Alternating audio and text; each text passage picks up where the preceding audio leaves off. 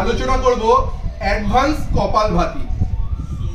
আমাদের যে কপালভাতি যে প্রক্রিয়া, নিঃশ্বাস টানা এবং ছাড়া, এই নিঃশ্বাস টানা এবং ছাড়াটা আমরা যদি একটা মন্ত্রের মাধ্যমে করি তাহলে সেক্ষেত্রে কপালভাতিটা কিন্তু খুব সুন্দরভাবে হবে। এবার কপালভাতি করতে হলে কি করতে হয়?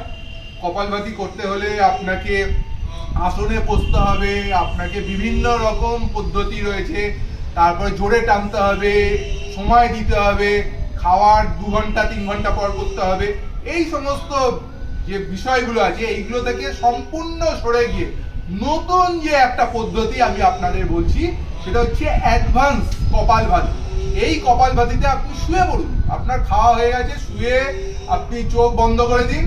এই যে সোহম যে আওয়াজটা আপনি শুনছেন, যে অডিওটা শুনছেন, এই অডিওটা আমারই গলা, এখানে একটা বাঁশিও শুনতে পাচ্ছেন। এই সোহম যে অডিও রয়েছে এই অডিওর সঙ্গে নিজের শ্বাস প্রশ্বাসকে মিলিয়ে দিন, নিজের শ্বাস প্রশ্বাসকে মিলিয়ে দিন। সো বললে আপনি নাভি থেকে একদম নাক পর্যন্ত নিয়ে যান, আর হাম বললে ছেড়ে দিন, সেটা নাক থেকে নাভি পর্যন্ত ছেড়ে দিন।